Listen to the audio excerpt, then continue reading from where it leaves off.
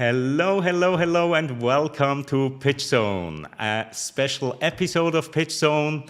Usually in this program, we review a pitch, a short pitch, and then four coaches provide feedback. And from time to time, we just get together as coaches and we are having a little fireside chat amongst ourselves. And today is one of these days, and we are just gonna share our favorite tips, the top tips when it comes to presenting, pitching, persuading.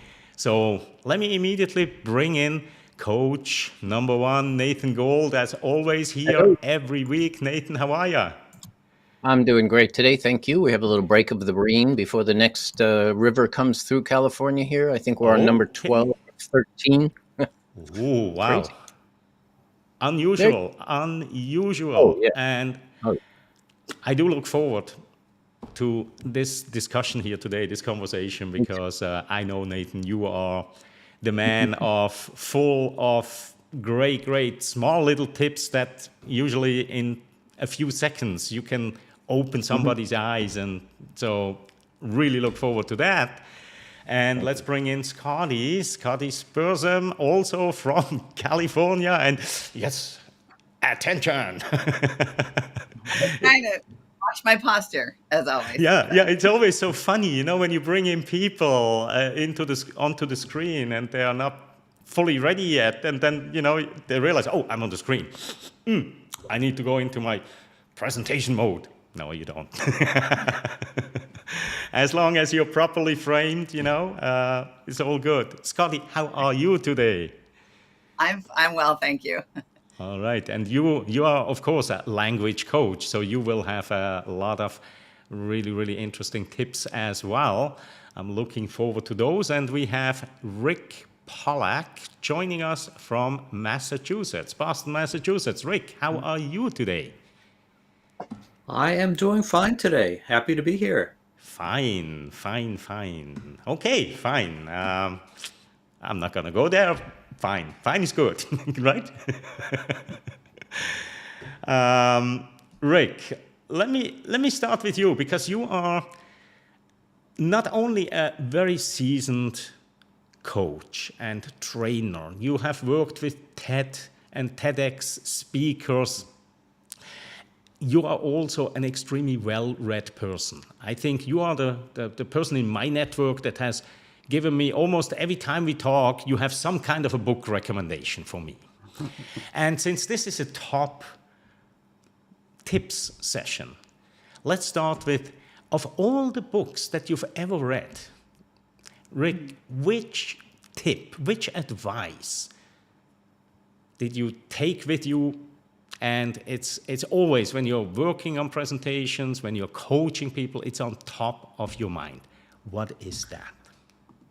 Well, you can see a whole bunch of books stacked behind me here, but one book that I pulled out here on that question, it's called Presenting to Win by Jerry Weissman. It's called Presenting to Win, The Art of Telling Your Story. And one of the things that I've always looked at in that book is he talks about finding the right you.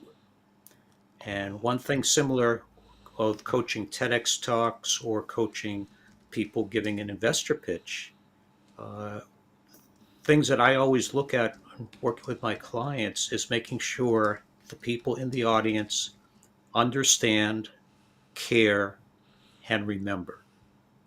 And from that book, especially in there, and really to do that, you want people to act. And they're not going to act until they understand, until they care, until they remember. But one thing about getting people to, care about that and understand what Jerry Weissman says in that book, he talks about finding the right you. When you're talking to an audience, you're talking to you. You're not talking about yourself as a founder or as a speaker and how great you are. You're talking about you as the investor, how you're going to make money, or you as someone who's going to be buying a service, how that's going to make your life better. And Weissman has a great example in his book, and he talked about back 20 years ago when Netflix was starting. And the original IPO on Netflix, The slides were saying you can rent all the movies you want for $20 a month. This was before streaming. This was the DVD Netflix from years ago. And the comment was, talking to investors, you just have to change the you. It's not saying you can rent all the movies you want for $20 a month. The advice in the book says change the you to the investor. Millions of people will spend $20 a month to rent all the movies they want. And just by changing the you, the IPO was successful.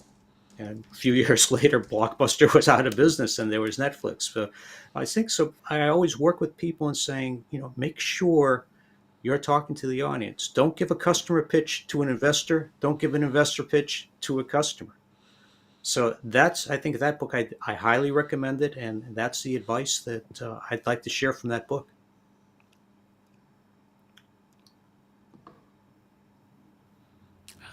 Mute. As always, it's early for me out here. Yeah, so to follow on, Rick, that's great. I wanted to add one that might surprise you all, even though I'm a language coach and I pitch coach as well. But this is one of my favorite books, and it's called Presence by Amy Cuddy. I don't know if you can see it. Yeah. And she doesn't talk at all about the English language, but she talks about body language. And interestingly enough, one of the things that I often mention to my clients is that, English is a stress time language and the way we use it is important. And the word present can be, we spell it the same way, but depending on how we pronounce it, it has two different meanings. So present with the stress on the first syllable means to be here and now, just like in the book. Present would be what we help people with to do their presentation. So you also not only have to be aware of your language, but your body language and your mindset. And the key thing for me in this book, one of the key things for me in this book of my business is how she doesn't say this, but what I took away from it is that speed is your enemy when you're speaking because of the way it makes other people feel. Just like laughter and optimism can be contagious, speed can make it sound like you're nervous and anxious and not really confident and sure of what you're doing. And then therefore, maybe you're not your authentic self. So kind of a similar theme to what Rick was talking about as well. Like you have to bring your presence into everything you do. Wow, that's cool. And I remember one of my first memories of a book that in my early 20s, my manager handed me when he told me next week I need to go out and do a training class. And this was about 6 weeks out of university. And I didn't even know what a training class was. So he handed me this book called The Overnight Guide to Public Speaking. It's a very thin little book written in 1983. Unfortunately, it's out of print right now, but that's okay because I want to give you the one biggest takeaway that I got from that book that I have used literally every single day in every presentation, every workshop, every meeting, and I coach all my clients to do this as well. It's the number one thing I talk about, which is you want to make sure that people know you're not going to waste their time. And that is a key signal that most of us don't spend enough time on. Sorry for the pun there. We don't spend enough time on in the beginning of a meeting to ensure that the time we think we have with these people is still the case. Like I always start meetings now with good morning. Thank you so much for your time. Speaking of time, can I just get a quick verification that we have until the bottom of the hour as planned, or has something changed on your side? And one of two things always happens. Yep, we're good till the end of the, bottom of the hour. Great. Okay, we move on. Or they say sometimes 10, even 20% of the time, hey, we have a really important thing coming up at the end, bottom of the hour. If you could just give us 3 to 4 minutes to get to that meeting, that would be great. And what have you just done? You've saved the day because now you end a couple of minutes early. You give them that time they need, rather than the people sneaking out of the back of your rooms because they have to get somewhere else more important than what they're doing with you. So I always start with just make sure that you still have the time and then promise in some way, shape, or form. I sometimes am too literal. I say, well, let me promise you here today, I won't waste any of your time. Let's get right to it. That "I won't waste your time" message, as an American, I tend to be a little bit more in your face about it, but there's 20 different ways you can let people know that you won't waste their time, both directly and indirectly. If you have an hour with somebody, you just say, "Okay, in the next 55 minutes, we will do this, this," and then everybody goes, "Okay, 55 minutes. That means we'll be done on time." And the inference in their what goes on in people's minds is almost relaxing. When you do this in a room with the people, right up front, everybody's stressed, their bodies just relax. You can see it in their faces. Yeah. And Nathan, I'd like to add on to that and actually talk about another book because I've been in a lot of situations where a meeting's running late or I'm presenting to someone who has a busy schedule and all of a sudden they say, yeah, we were going to go till the bottom of the hour, but something came up. Can you talk about that in 5 or 10 minutes instead of 45 minutes? And if that's the decision maker, that's par for the course usually. And one book that has helped me on that, I'll pull this out here, it's called Beyond Bullet Points. Cliff Ah, Atkinson. I think this is around yeah. 2 or 3 versions here. Most of my books in the last 10 years are ebooks now. So these are some Mm-hmm. older editions of the books.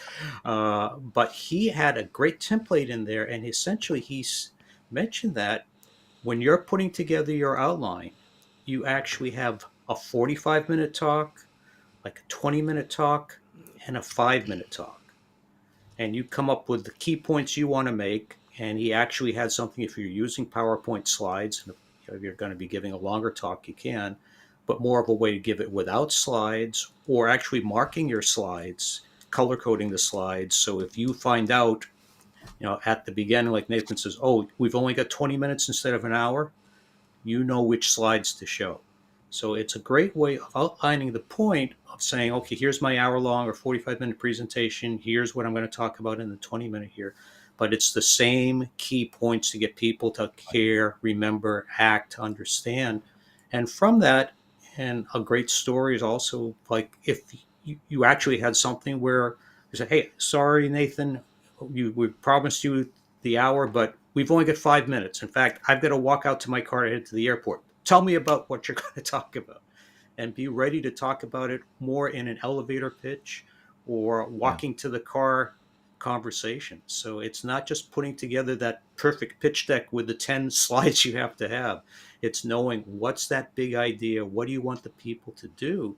And I really like that book Beyond Bullet Points because it gave you that template and makes you think about, yeah, 45 minutes, that's my pitch. But what if I don't have that time anymore? What if I only have 15 minutes? What if I only have 5 minutes? What if I can't show slides? How am I Yeah. going to get the person I'm talking to act on my big idea? So I love that book. And for everybody listening, you want to know what Rick just said is so, so key. Once you've practiced and prepared for whatever the length of your pitch is or presentation is, don't count on having that amount of time. Bring it back. If you have 45, do exactly what Rick did. Design a 30-minute talk, design a 20-minute talk, 15, 10, 5, 3, 2, and even 1. That might seem ridiculous in terms of preparation, but folks, if you're not prepared for something like what Rick just described, to say, hey, listen, I've got an emergency, I've got to run, so how about we walk me out to the car? We got about 5 minutes because I got to go downstairs, upstairs, la, la, la, la, la. We got an elevator ride. Come on, come with me.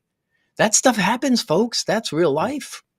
And if you're not prepared, you're going to sound like a dumbass if you get in that elevator and go, well, blah, blah, blah, blah, blah, blah, blah, blah, right? You don't want that to happen.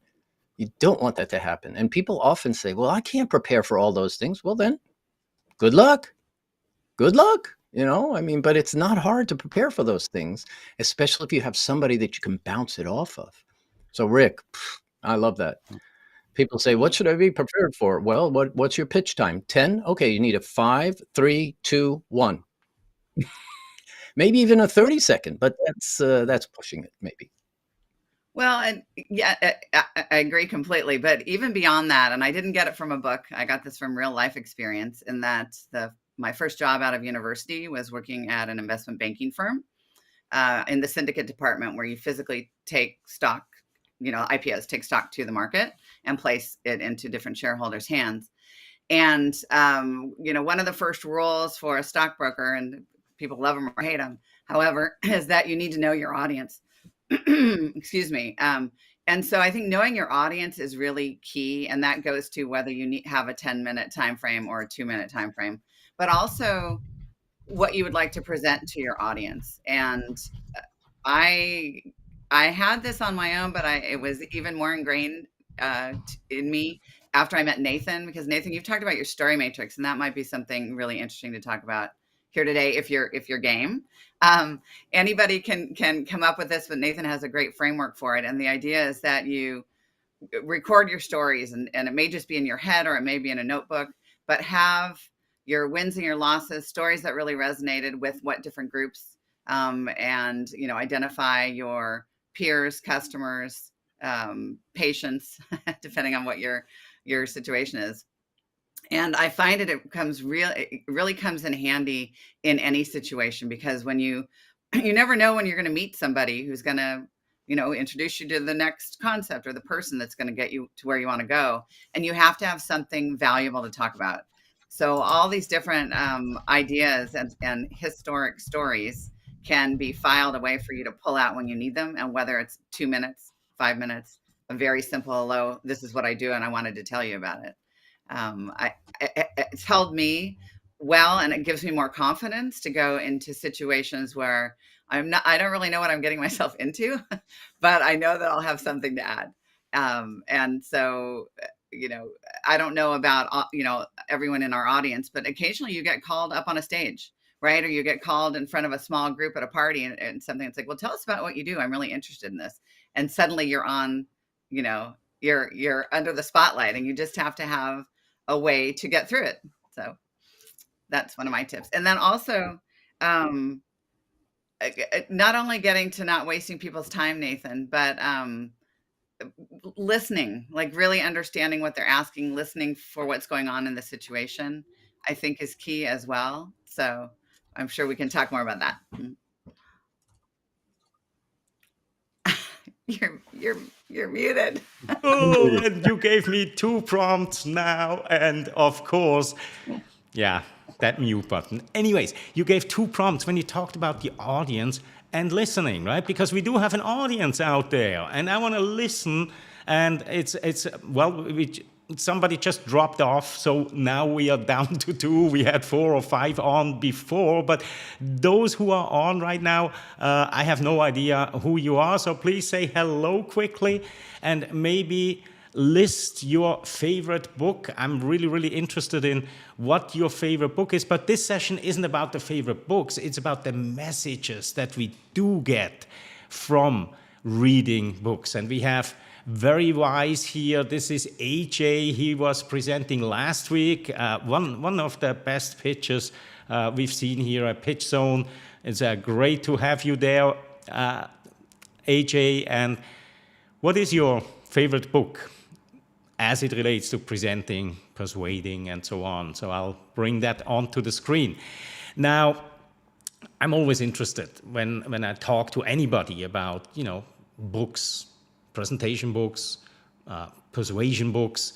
As a matter of fact, on my blog, the number one article that people always click on is 5 books every presenter needs to read, something like that. And those 5 recommendations gets me the most views. Now, Rick, as I mentioned earlier, is a person that reads a lot, and he recommended a book recently to me called Houston, We Have a Narrative.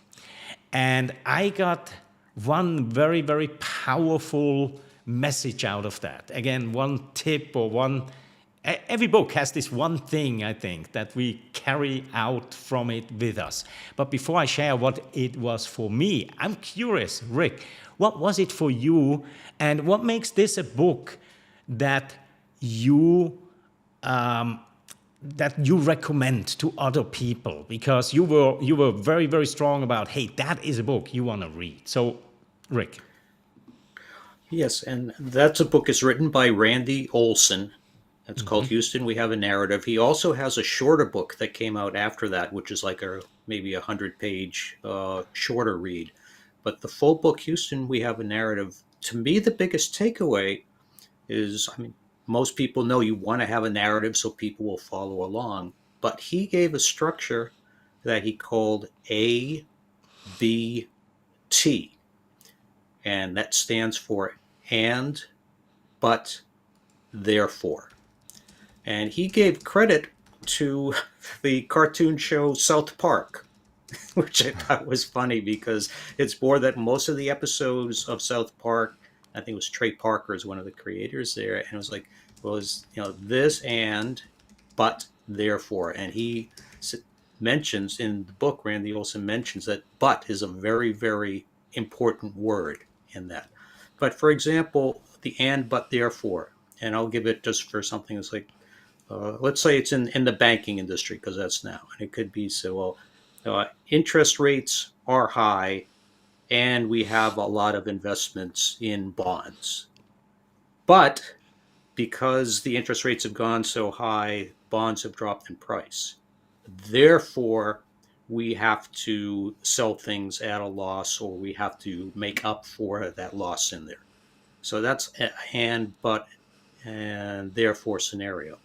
And I think one thing I read about Silicon Valley Bank, where they really didn't do any kind of narrative on there. They just put out a press release saying, oh, we lost $1.8 billion, and then didn't say anything else. And people said, you know what, we're going to take our money out of that bank. But to me, the narrative, whether it's in public relations or it's in your investor pitch or in a TEDx talk, you talk about, and that could be, today's situation, current, but here's the problem, and then therefore this is, the call to action. This is how you're going to make money as an investor. So it's a very good start. I mean, it doesn't have, not every presentation has to use that ABT scenario, but that book I really liked because it really explained how to use that, and then at least get you thinking about how you're going to get a narrative that people can follow. Absolutely. And this is exactly what I got out of it, right? There were a couple of things that I think the book is strong at. It talks also about the hero's journey and how to utilize and how to get your stories into a specific format. But that is exactly what I got out of it as well, this ABT formula. And the reason why it stuck out with me so strongly is that so many people recommend to avoid the word but, to replace the word but with and. And that is great in improv because it keeps everything flowing and it doesn't limit, but limits, right? It contrasts whatever comes before, it contrasts that. And so if you want to have a free flow of ideas and so on, then yeah, it's not perhaps the best word. When it comes to a presentation, a public speak, especially when it's persuasive, but is the magic word. There have been research studies done for really, really powerful big speeches.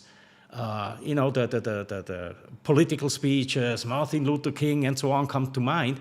And they counted the words, the number of times that but would occur in there. And those are the ones that move people. And the addition of the therefore in there, absolutely powerful, right? So and, but, therefore, and that's where you come in with the solution.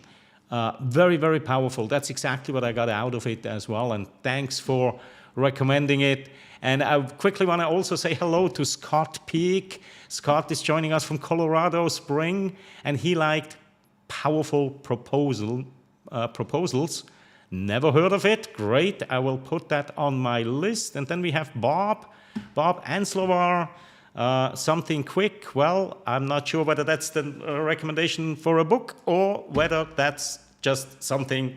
Hello, Bob. Great to have you here as well. Okay. All right. So, Nathan. Yep. While we wait for Bob to give us his next response, I want to go back to something that Scotty said a moment ago, which is the story keeping track of your stories in a way that doesn't rely on the gray matter in your head. And that comes from a book I read 14 years ago, right at the beginning of my consulting work. And it was by an author in Chicago named Craig Wortman. And the name of the book is What's Your Story?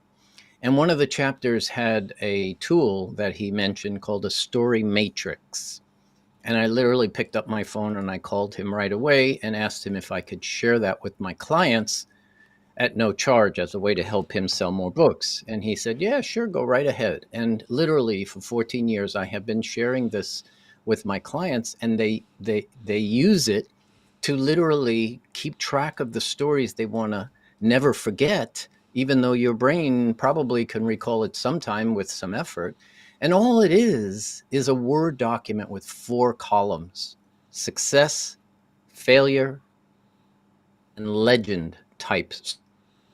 The role labels can be whatever you want them to be: me, sales, investor, presentations, whatever you want to keep track of. And then if you get a successful sale, you go into that box there and you put a little note so that in a year from now or 2 years from now, when you're interviewed for the Financial Times or Forbes magazine, you'll be able to go back in there and get those stories out without even flinching.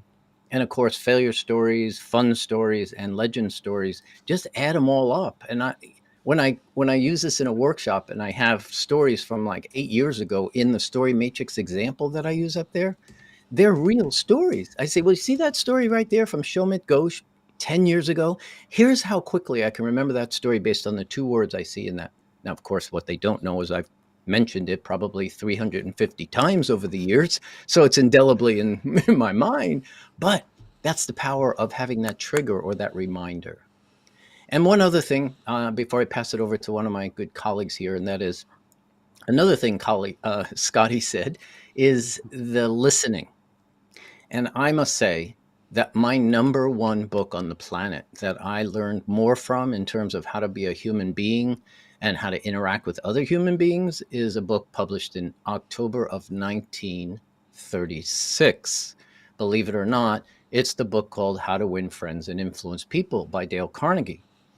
And it's been published over and over and over again. And human nature hasn't changed a whole lot in all those years. And just make sure if you get this book, don't get the old one, get the one that's been updated for the digital age.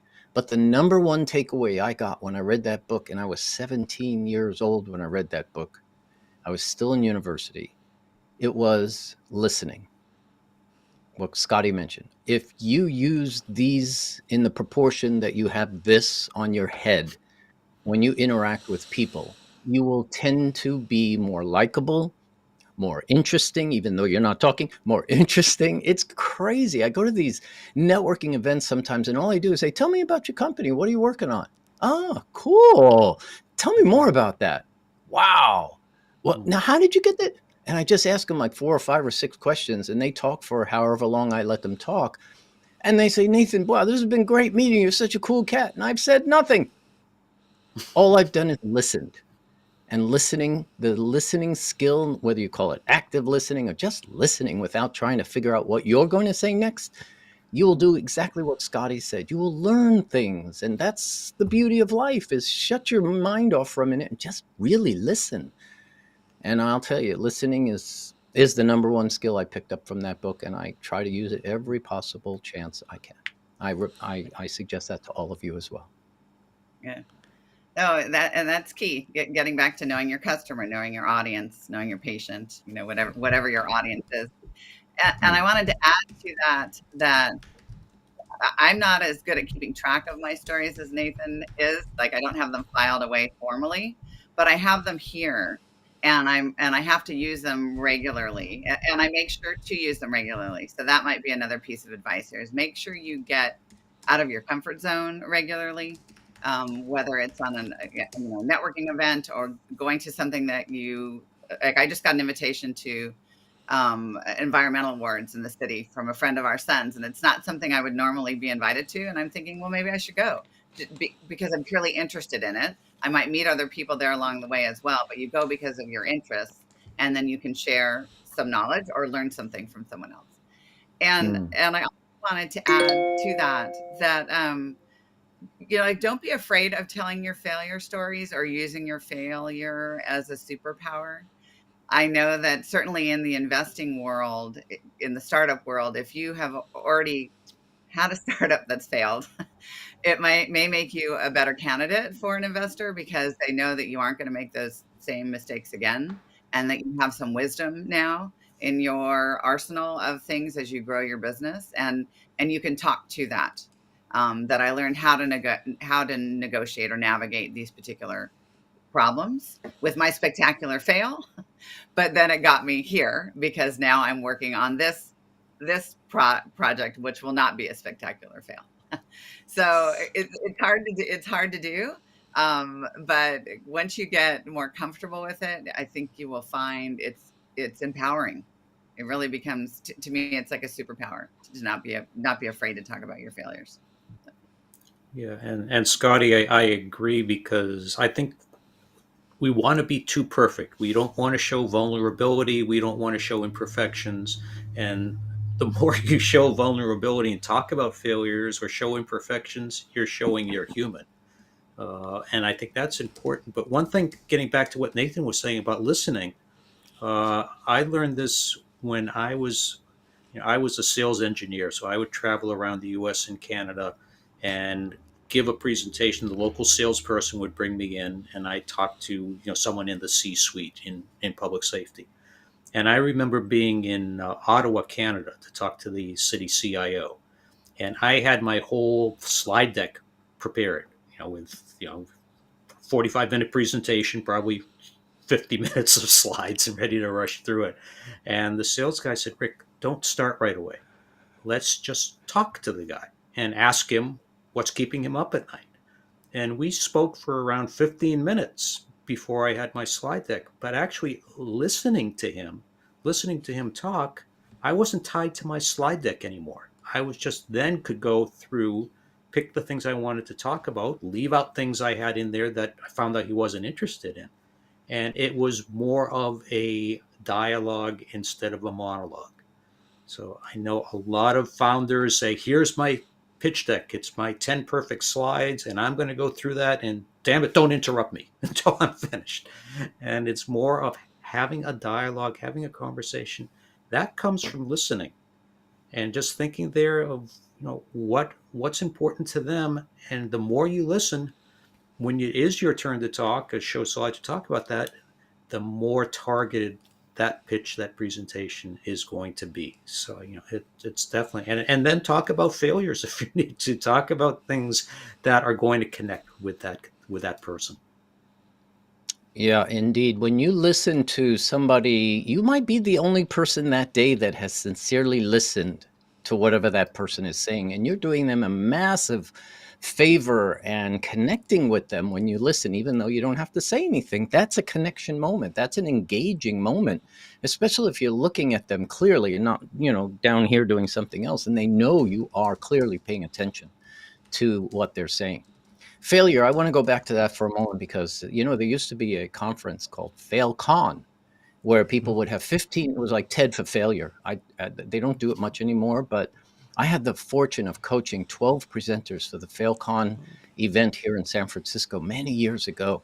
And it was so exciting. There were tearful moments. There were laugh moments. There were so many lessons that came out from that conference. It's a real shame that we don't have it anymore.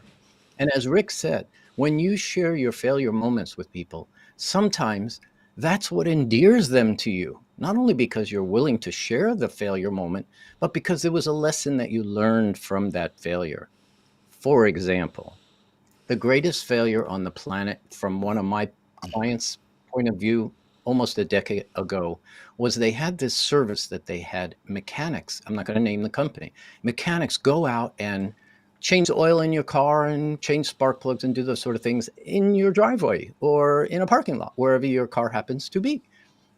And in the early parts of their startup, one of the mechanics made a huge mistake on a 6-month-old BMW, and the entire engine had to be replaced. Entire engine, because they put antifreeze in the oil. Yeah, I mean, it was just a mess. And so Long story short, the company had to replace the car. The entire car had to be replaced. So they just bought the person, a new car. They bought the old car. And guess what they did in every single investor meeting from then on? They literally started with, "Good morning, ladies and gentlemen. We had a major failure in our company that we want to start with because it's indicative of how we are different and better today." And they would tell that story. And people's eyes would bug out. They would say, "Oh my God, really? That happened?" "Yes, but that will never happen again because of this and this and this and this and this and this and this and this and this and this." And they raised money. They went bonkers and they got acquired. So failure can lead to success in a big way, especially when investors see that you're willing to be a little bit vulnerable. And if you want to talk about vulnerability, my last comment today would be this book, Ditch the Act. It came from Leonard Kim, who did a TEDx talk about just if you're a little vulnerable with friends, family, customers, prospects, partners, a little vulnerable, you might just find that you get the edge over everybody else working with those people because it's endearing. It makes us human. It makes us more connected.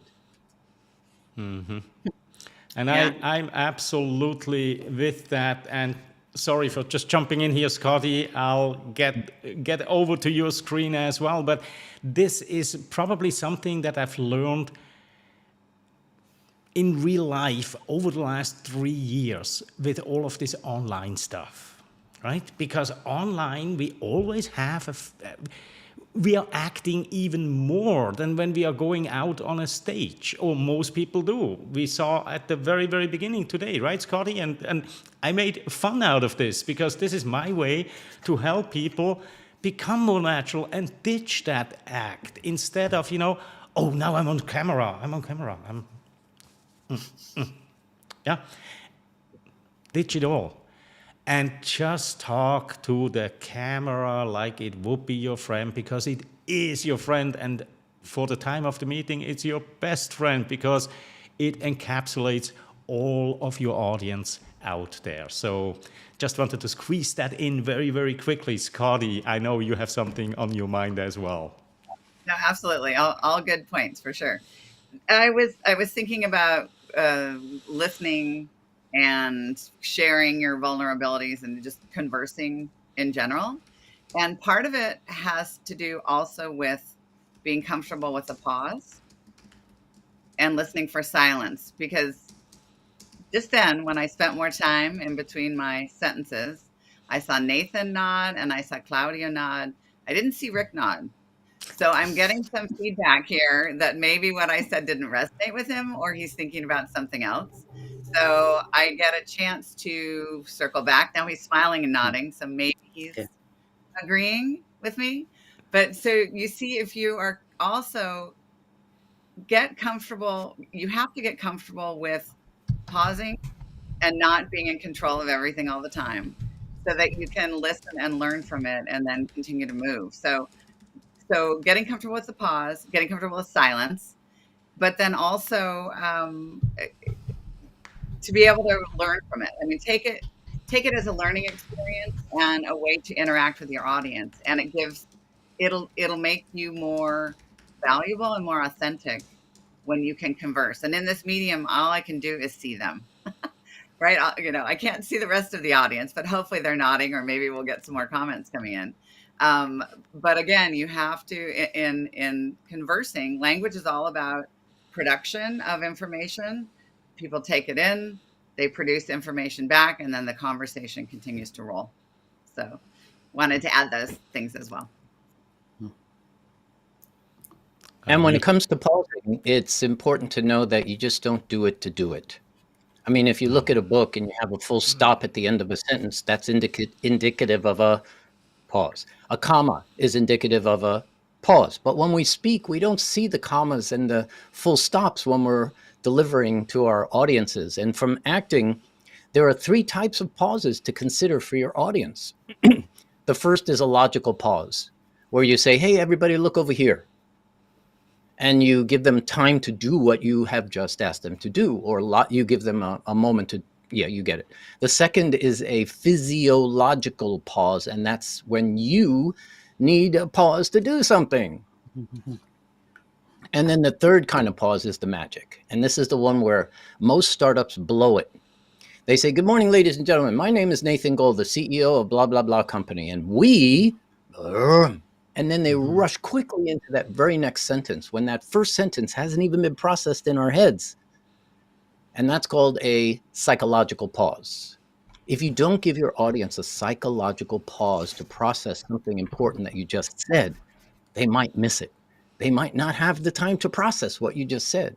And more importantly than that, or just as important as that, pausing causes curiosity in the mind of your audience. At some point, they start wondering what's going on, what's next. And that's not a bad thing to keep your audience in a curious state of mind. Usually, pausing is more uncomfortable for the speaker than the audience. And I'll pause right there. Well, and I would add though that if the speaker is comfortable with the silence, that's another superpower. In that, and I'll recount a story from one of my clients. I was hired to work with a rising star in a legal team at a large company, and the boss was concerned about this person's speed of speech because people internally and externally were having trouble understanding this person. And the boss told a story of going into a legal negotiation, and there were some pauses in the beginning that the opposing counsel was very uncomfortable with, that they were very uncomfortable with. So she just sat back and let the silence hang for quite some time, and the opposing counsel kept offering up things to negotiate that they hadn't even considered asking for. So, and you have to experiment with it. I guess that's the other thing. You have to experiment with it and see if you succeed or fail with the information you want to portray or the information you want to learn about. So, failures, again, you have to embrace failure. You have to understand your stories and then experiment with them and play with them, try them out. Once you start learning how the pauses work for you, for your different audiences, you can maximize that for the next encounter. And it's really, really important to use. And I like to think of it as a superpower because that empowers people more to not be so hard on themselves when they don't get it right the first time or the second time. But if you practice, you will get it right eventually. And then it becomes very comfortable. So those are my 2 cents on getting comfortable with silence. I love it. I love it. I love it. We also very quickly towards the end, Stuart, he's been out there and Resonate by Nancy Duarte, definitely a good recommendation. And thank you, Scott, another great episode. I agree, superb tips.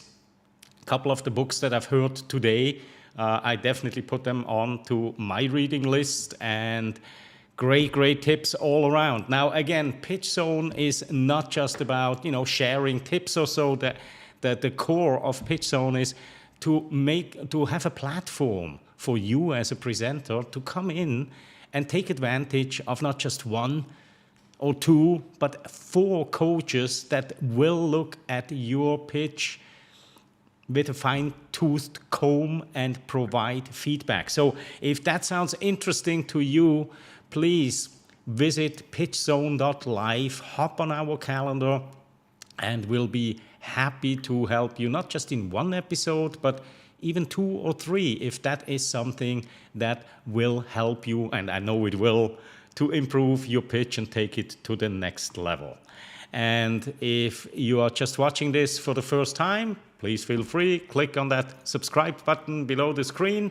And with that, I want to thank all of the coaches for your valuable insights here, your tips, sharing them so freely with our audience.